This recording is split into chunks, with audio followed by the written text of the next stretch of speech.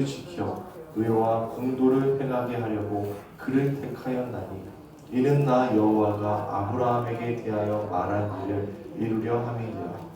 여호와께서 또 이르시되 소돔과 고모라에 대한 부르짖음이 크고 그 죄악이 심히 무거우니 내가 이제 내려가서 그 모든 행한 것이 과연 내게 들린 부르짖음과 같은지 그렇지 않은지 내가 보고 알려 하노라. 그 사람들이 거기서 떠나 소돔으로 향하여 가고 아브라함은 여호와 앞에 그대로 섰더니 아브라함이 가까이 나아가 이르되 주께서 의인을 악인과 함께 멸하려 하시나이까. 그 성 중에 의인 50명이 있을지라도 주께서 그곳을 멸하시고 그 50의인을 위하여 용서하지 아니하시리이까.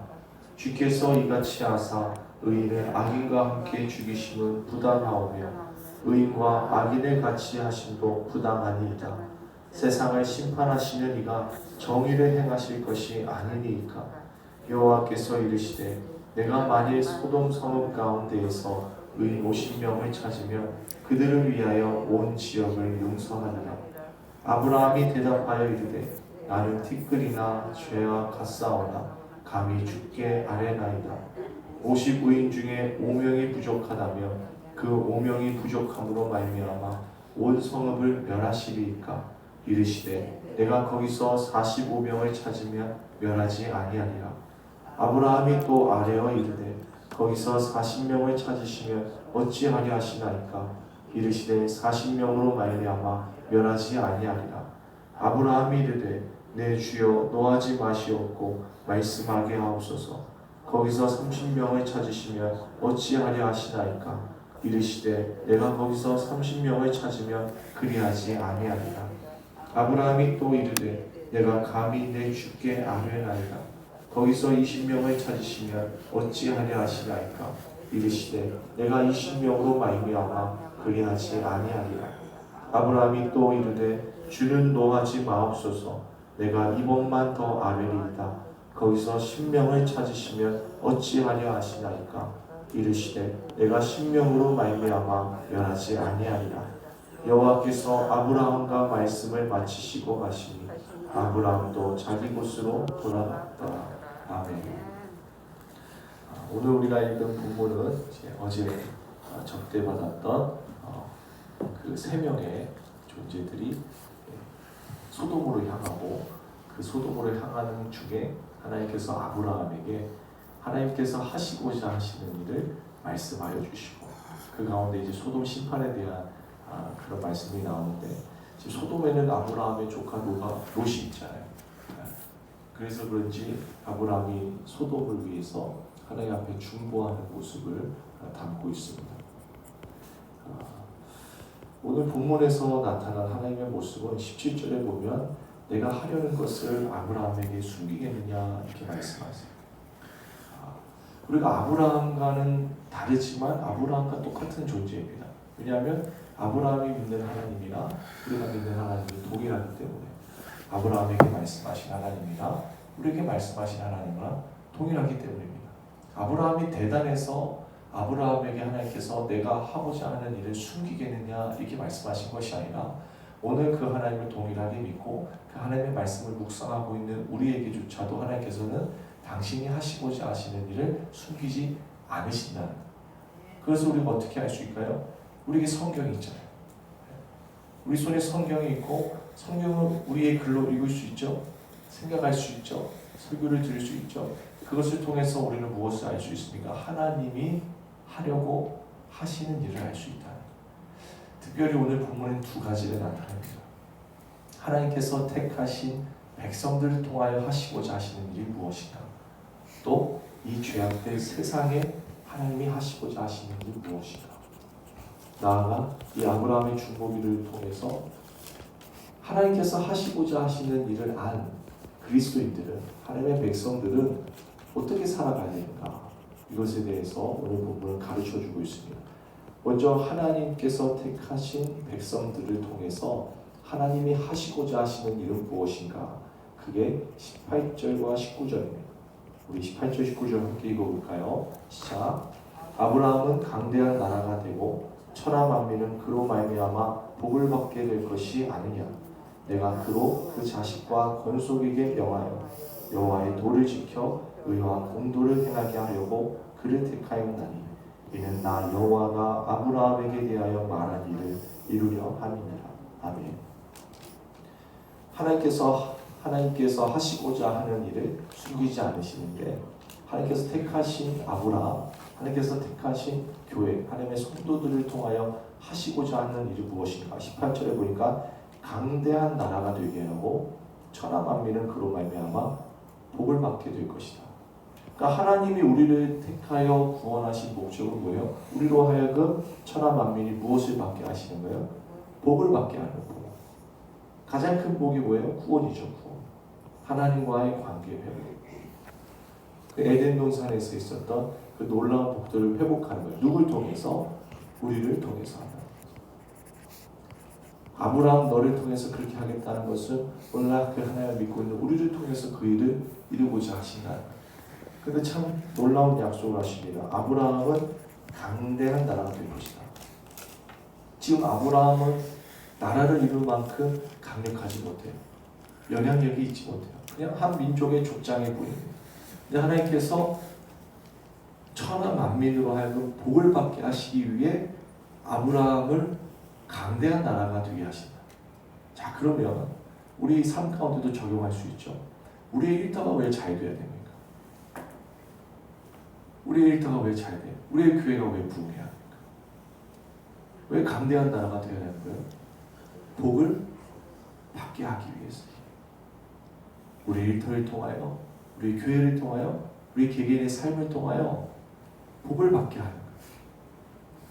자, 그러한 삶을 살기 위해서는 우리가 어떻게 해야 되는가? 그게 19절이에요. 어떤 도를 지켜야 된다? 여호와의 도를 지켜 의와 공도를 행해야 된다.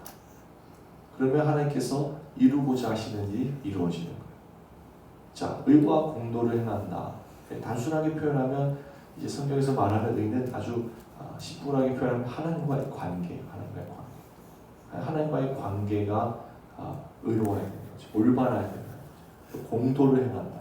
하나님의 율법을 행한다는 거죠. 근데 재밌는 게 여호와의 도를 지켜 의와 공도를 행한다는 거예요. 이 말은 무엇을 의미하는가? 세상의 도를 따라 의와 공도를 행할 수도 있다는 거예요.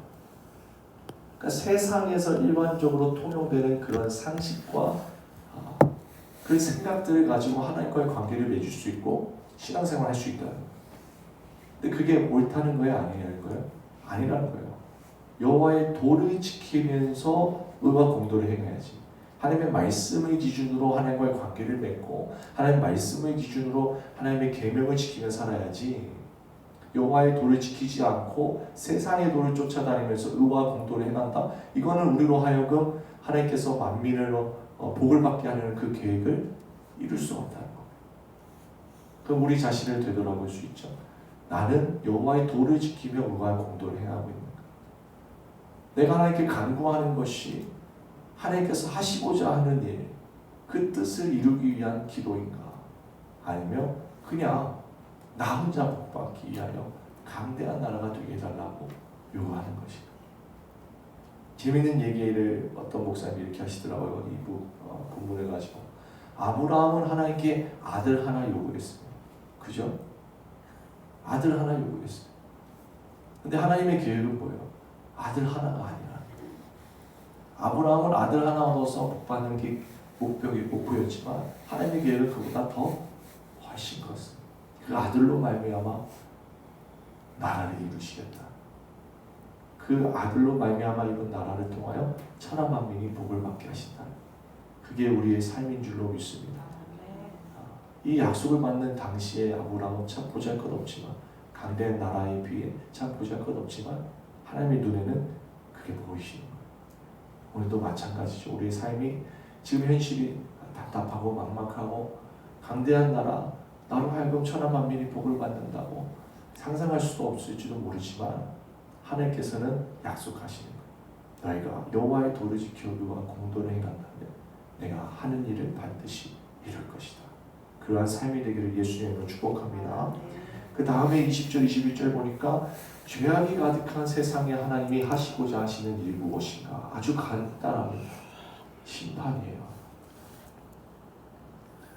죄악이 가득한 소돔에 하나님이 하시려는 일은 심판이었습니다. 죄악이 가득해지는 이 세상 가운데 하나님이 하시고자 하시는 일이 뭐예요? 심판이에요. 예수님이 이 땅에 다시 오실 그때의 완전한 심판이 이루어지죠. 그러니까 하나님의 뜻을 우리가 다 알고 있어요. 그죠? 성경을 통해서 우리는 알고 있어요. 심판. 그런데 참 놀라워요. 아브라함은 그 하나님이 하시고자 하는 일, 특별히 세상 가운데 하나님께서 심판하시겠다라는 그 말을 듣고 어떻게 합니까? 23절. 아브라함이 가까이 나아가 이르되, 누구에게 가까이 나아갔을까요? 하나님 앞에 가까이 나아가 어떤 기도를 드립니까? 살려달라는 기도를 드려요. 살려달라. 정말 멋지지 않습니까? 많은 그리스도인들이 나는 신앙생활을 하고 있기 때문에, 나는 새벽기도도 나오고 성령을 따르는 삶도 하고 헌금도 하고 봉사도 하고 있기 때문에 세상은 악인이고 나는 의인이기 때문에, 나는 구원받기 때문에 세상에 별로 관심이 없어. 기도를 해도 세상을 향한 하나님의 구원의 역사가 이루어지기를 기도하는 기도의 분량이 참 적습니다. 근데 오늘 이 말씀을 통해서 우리의 기도가 좀 더 성숙될 수 있는 줄로 믿습니다. 세상을 향한, 가족을 향하여, 일터에 있는 믿지 않는 그런 영혼들을 향하여, 우리 지역에 있는 영혼들, 특별히 우리는 그 요셉의 창고를 통해 가정들을 섬기고 있지 않습니까? 그 가정들을 위해서 기도하는 거예요. 구원의 은혜가 임하기를. 얼마나 끈질기고 얼마나 간절하고 얼마나 겸손하게 아브라함이 기도하고 있습니까? 우리의 기도가 이렇게 확장되어지기를 예수님으로 축복합니다. 우리의 지경이 넓혀져. 하나님 앞에 세계의 영향력을 미칠 수 있는 교회가 되게 해달라고 하면서 세계의 복음화를 위해서 기도하지 않는다. 왜 뭔가 이상하지 않나? 하나님께 우리 교회를 통한 이 지역사회가 복받기를 원한다고 하면서 이 지역사회를 위해서 기도하지 않는다는 거 좀 이상하지 않나? 우리의 기도가 이 아브라함의 기도를 본받아 살리는데, 왜냐하면 세상은 심판받을 수밖에 없잖아요. 심판받을 수밖에 없죠. 그게 운명이잖아요. 그런 그들 가운데 하나님의 긍휼이 임함으로 말미암아 구원이 이루어지기를 간구하는 이 새벽이 되기를 예수님으로 축복합니다. 그래서 우리를 통해 하나님이 하시고자 하는 일이 온전히 이루어지고, 그 일을 우리 미리 알게 되었잖아요. 미리 알게 있잖아요. 미리 알고 있는 사람만큼 대비할 수 있고 준비할 수 있는 지혜로운 사람이 어디 있습니까? 그러한 은혜를 지혜로서 누리게 되시는 우리 모든 성도님들 되시기를 예수님으로 축복합니다. 우리 함께 기도하겠습니다. 살아계신 하나님 아버지, 감사를 드립니다. 참으로 하나님 앞에 아무것도 아닌 우리들입니다. 하나님이 하시고자 하시는 일들을 성경을 통하여 또 성령을 통하여 가르쳐 주신 주님의 은혜에 감사를 드립니다. 우리의 삶을 통하여 하나님은 천하 만민이 복을 받게 하신다고 말씀하십니다. 이를 위하여 우리로 하여금 강대한 나라가 되게 하고 여호와의 도를 지켜 의와 공도를 행하는 자들에게 반드시 이 일을 이루시겠다고 말씀하셨습니다. 주님, 우리의 삶이 하나님께서 하시고자 하는 그 목적대로 향하여 갈 수 있도록 인도하여 주옵소서. 하나님, 세상은 죄가 가득해지고 있습니다. 그 세상은 심판받을 수밖에 없습니다. 그 죄가 가득해지는 세상을 비판하고 원망하고 정죄하는 데 그치지 않게 하시고, 그 영혼들을 살리기 위하여 주 앞에 가까이 나아가 무릎 꿇고 기도하는 우리가 될 수 있도록 인도하여 주옵소서. 특별히 주님께서 우리를 통하여 일하시는 그 6 가정을 위해서 기도합니다. 그들 가운데 성령으로 역사하셔서 하나님의 사랑이 흘러가게 하시고 그들의 삶이 주님의 복음으로 말미암아 윤택해지는 은혜가 있게 하여 주시옵소서. 감사드리며 살아계신 예수님의 이름으로 기도드렸습니다. 아멘.